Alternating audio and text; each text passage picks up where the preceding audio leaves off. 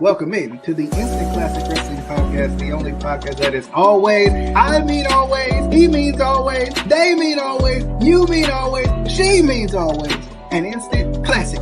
Danny Dunn! Hi, Jake. We'll see you on the flippity dippity. Oh yeah. Welcome back to the Juggernaut Show. This is your boy Juggernaut097, and today I am here to do my AEW Revolution 2022 review. Now, Revolution was on pay-per-view this past Sunday, which, man, this was a really good show. Like, from start to finish, I was entertained from this show. I mean, there were a few matches where, I didn't really care about. Some of these matches, this could have been on Dynamite, or they could have just got left off the card in general. But no, this was a pretty good show. Not gonna lie, this was good. And I feel like, there hasn't been any bad AEW pay-per-view. I mean, maybe there was a few kind of weaker ones during the pandemic era, but overall, AEW does really good with their pay-per-views. But I kind of felt like this pay-per-view was really long. It was about 4 hours or something like that. It was close around the 4-hour length, which was pretty long. I was pretty worn out after the Moxley and Danielson match. I was pretty worn out. Because I thought it was going to be the main event, and then I saw the trios match. I'm like, oh, and that match just really dragged on. But before we get started with this review, go follow me on all my social media platforms. Go follow me on Twitter at TheTrueJSB. Go follow me on Instagram, TheTrueJSB. And if this is your first time ever checking out my channel, please smash that subscribe button and also hit that post notification button every time and you'll be notified every time I make a new video. So you won't have to go oh yeah, when's Juggernaut making a new video? Well, you'll be notified. So hit that notification bell. But yeah, let's go ahead and get started with this review. So, we had the kick. We had the buy-in. The buy-in, it was decent. I didn't really watch much of it. Chris Statlander lost to Layla Hirsch. Hook beat QT Marshall. And we had the House of Black win. It was cool seeing Eric Redbeard. I wonder when, they're going to say, he's officially, all elite. Eric Redbeard's all elite wrestling. I wonder when that's going to happen. And you know what? Chris Statlander, she kind of screwed me. She screwed me on Sunday. Because I lost my T.A.G prediction championship belt. I lost it because of Chris Statlander. Because I think I probably would have retained if I didn't lose that match. So yeah, she screwed me out of she screwed me out of the title. No, but congratulations to Scoot. He's the T.A.G prediction champion right now. So congratulations to him. But WrestleMania weekend, I'm coming back for that title belt. I'm gonna be prediction champion again. He's keeping it warm for me.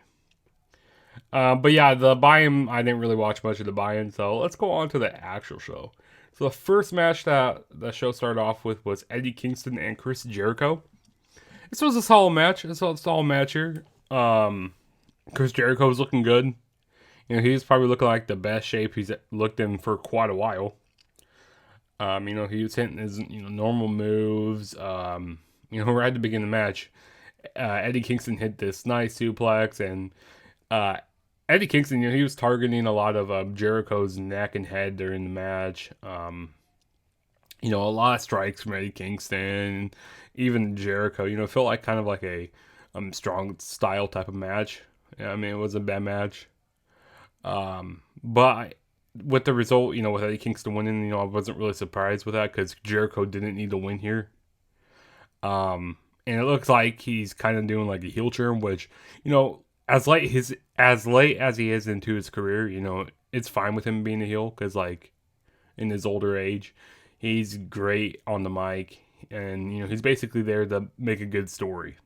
And that's what this is. And I feel like the story is going to continue with Eddie Kingston and Chris Jericho. Chris Jericho after the match not showing the respect to Eddie Kingston. So I guess we'll see where this goes, on this week's Dynamite, with the fallout from Revolution. But a solid opener, not bad. Wasn't great, but it was solid though.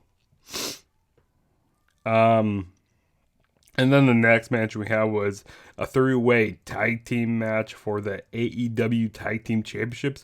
We had Jurassic Express defend the titles against Red Dragon, the team of Bobby Fish and Kyle O'Reilly, going up against the Young Bucks, Matt Jackson and Nick Jackson. This is kind of one of your normal, triple threat tag team matches. A lot of spots in this match, crazy stuff going down. Sometimes it got a little overwhelming, with all the spots out there we're doing, a whole bunch of finisher spots from like the Young Bucks and super kicks. We saw Red Dragon and the Young Bucks, they working together a majority of the match, trying to take out Jurassic Express, Jungle Boy and Luchasaurus. But eventually the relationship or like partnership kind of would end with Red Dragon and the Young Bucks. It always does. But I mean, it was good. It was good what was going on. Fast-paced action. All teams were doing good. There's this one spot I liked when Jungle Boy hit a shooting star press. It's like because it was a no, it was not Jungle Boy. It was Luchasaurus he had on and move on. Maybe it was Bobby Fish. I can't remember who was on, but that shooting star press that Jungle Boy did was nice. I like the ending sequence with Jungle Boy winning. He kind of picking up the win like he barely gets to win and stuff. So I like that there. It comes like scaves away with the win, or this barely gets to win there. But yeah, the Jurassic Express are still the tag team champions here. Not a bad match. Like I said, a whole bunch of finisher spots, finisher fest, fast-paced action. Good match though. Not bad. And I got that prediction right with Jurassic Express winning. And then the next match we had was the Face of the Revolution ladder match for a future AEW TNT Championship. So the compares we had in this match were Wardlow, Christian Cage, Keith Lee, Orange Cassidy, Powerhouse Hobbs, and Ricky Starks. This is one of my favorite matches of the night. I like how this match was like really paced. I love the stuff that Orange Cassidy was doing, right at the beginning of the match. He was kicking Keith Lee, doing his kicks to Keith Lee, Powerhouse Hobbs, and Wardlow.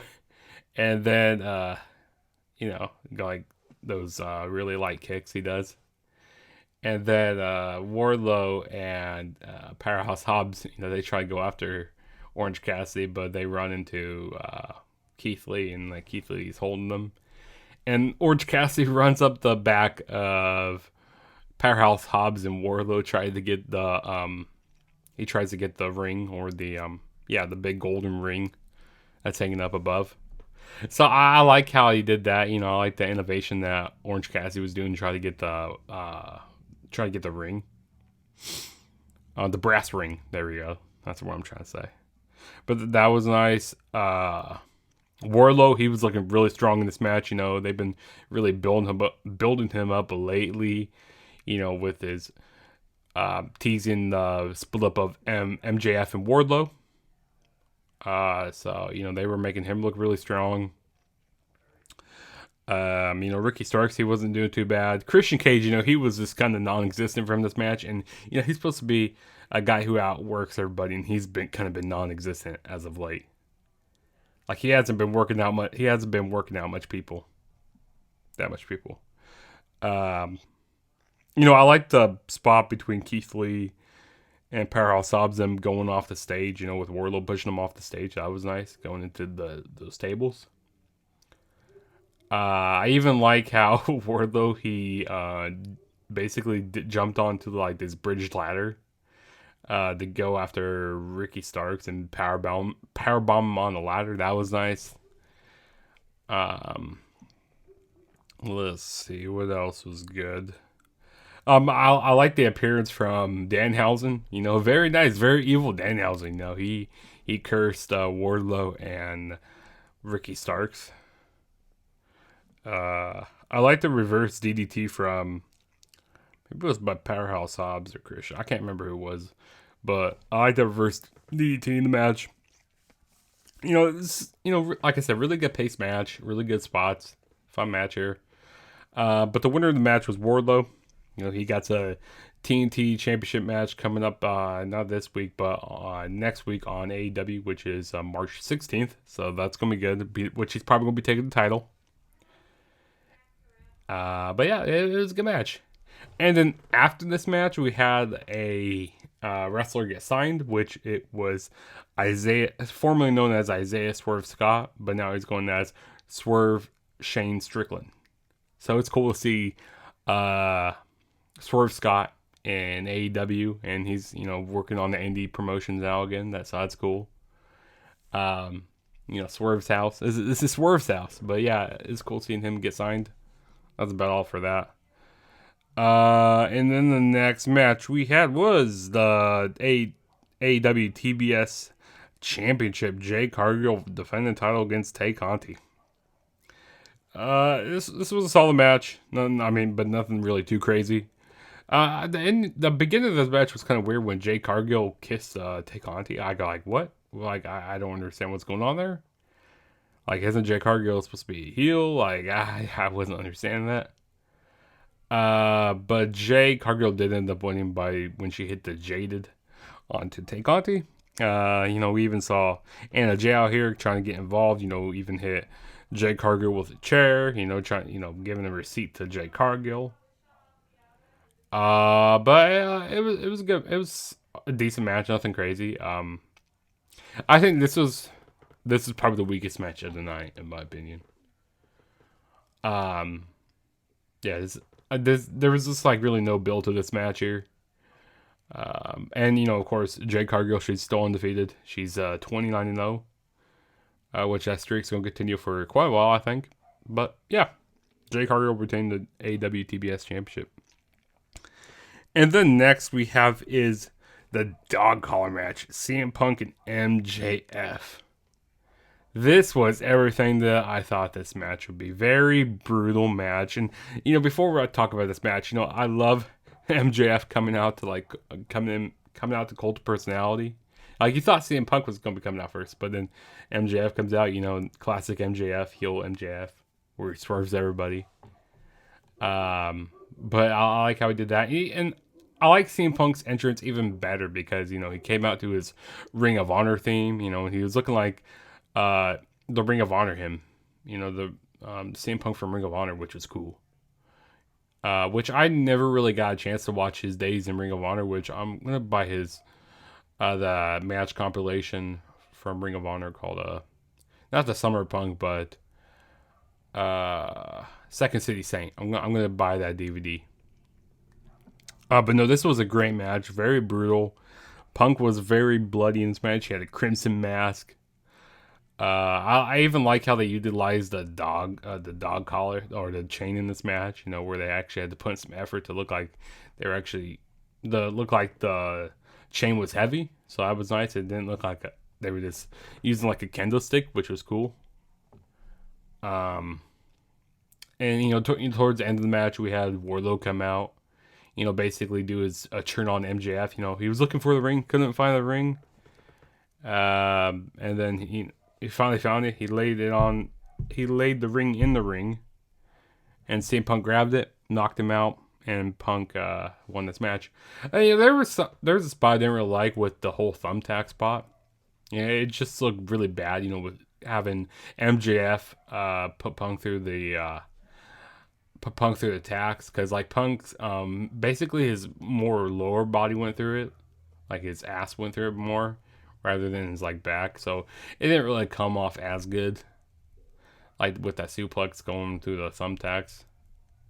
Yeah, I just didn't really like the thumbtack spot, and it's like I feel like we see it so much these days, the thumbtack spot.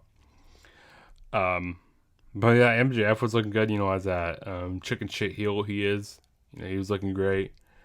But no, it was really, really solid match. Probably my favorite match. Maybe, yeah, probably my favorite match of the night. Yeah, it was great. I loved it.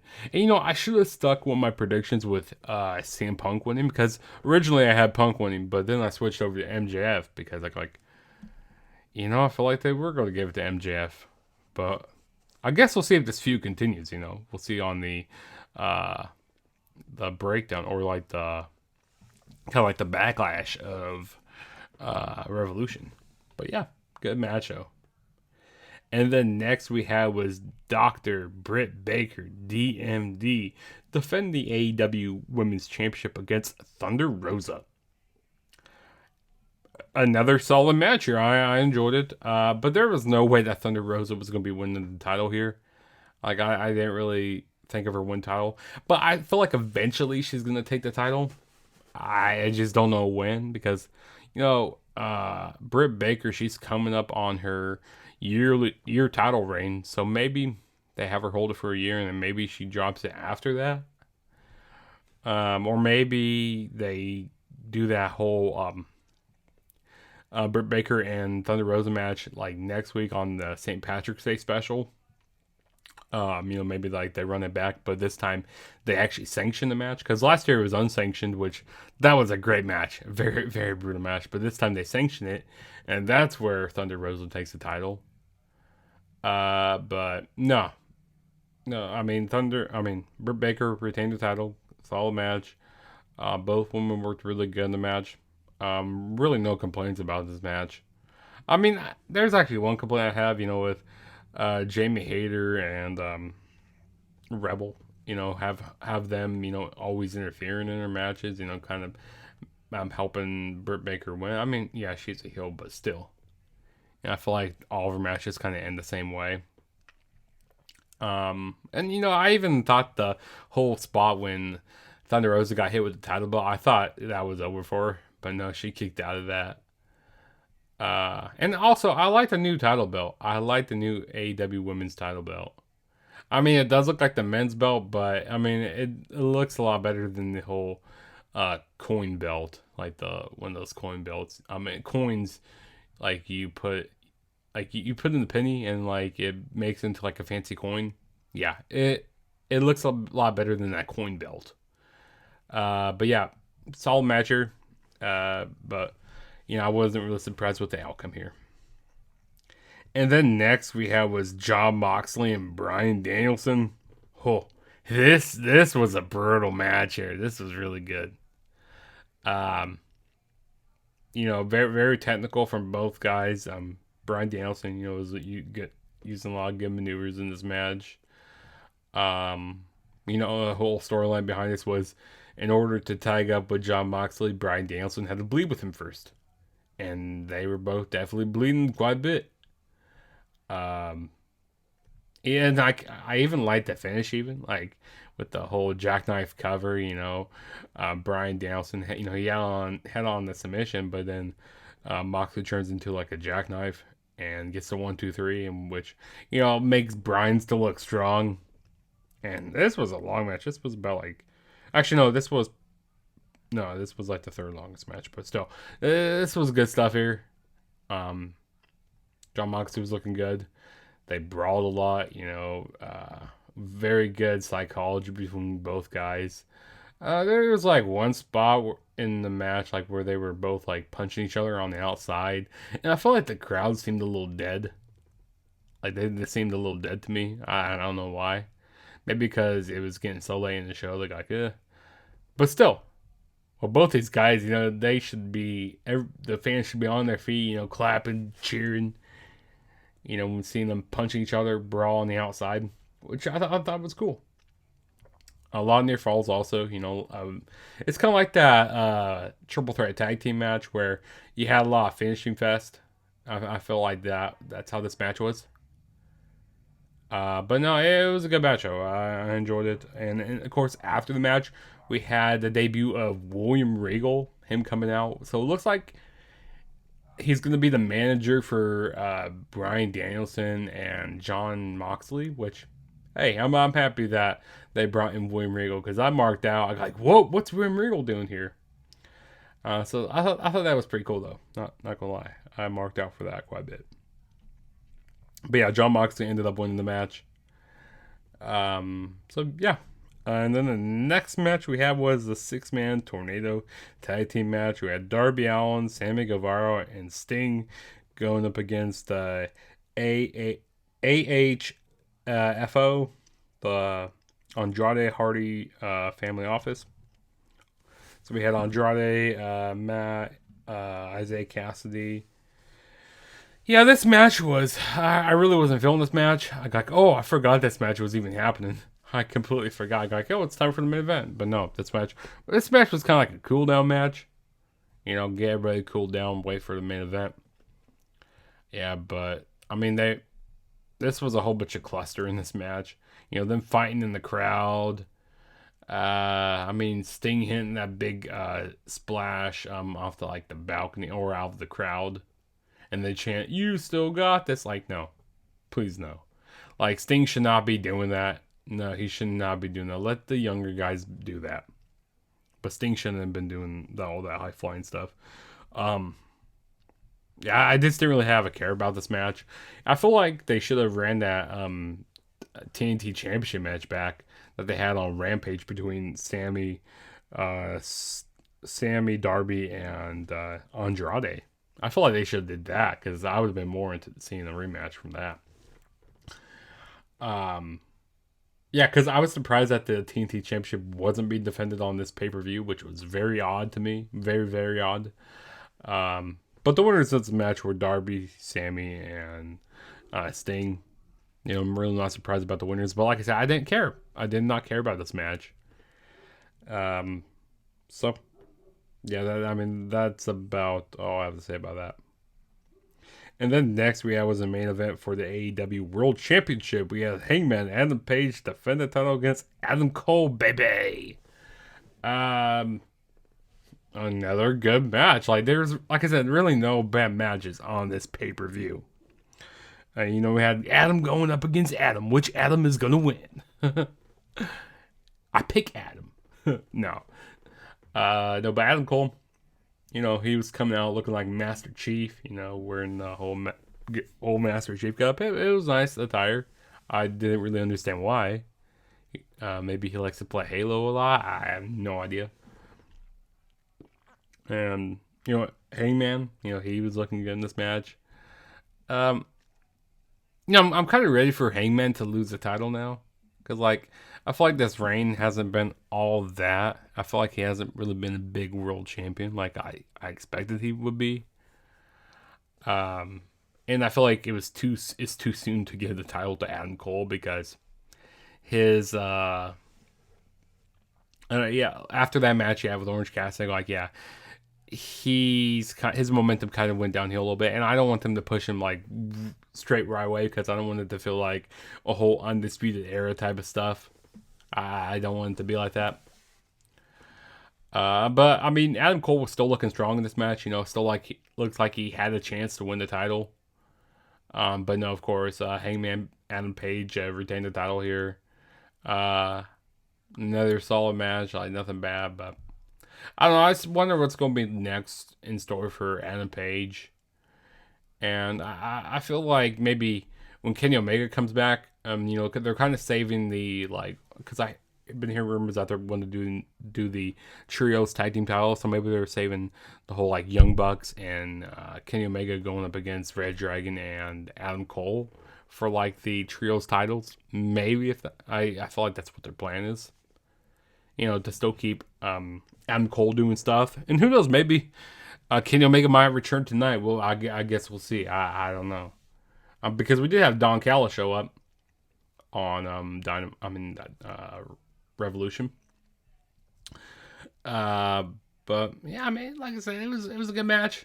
I just kind of was hoping for a little more after the match. I don't know, maybe expecting something big to happen, but no, nothing really big happened. I mean, we had Adam Page winning. That was that. I mean, we had the Dark Order out there, and like I said, it was a solid match. But I'm just ready for Cole to. I mean, not Cole. I'm ready for Adam Page to drop the title, which I feel like I don't know. Maybe they could be leaning more towards like MJF. I want to see him drop the title to MJF. I feel like that should be the person. So that's what I was hoping for. MJF being CM Punk and then going on to facing Adam Page at the next pay-per-view, which is Double or Nothing. I thought maybe that's where he dropped the title. I mean, I feel like that's still where he's gonna be dropping the title at, but we'll see. I mean, we're a couple months away from Revolution. I mean, not Revolution, from Double or Nothing.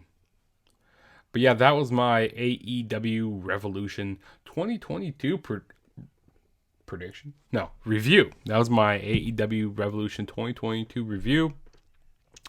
If I had to pick a best match of the night, I would say it was a dog collar match, just because, the whole storyline behind the match, how brutal it was, and I'm a big CM Punk fan. So yeah, that was my best match. That was my favorite match of the night, in my opinion.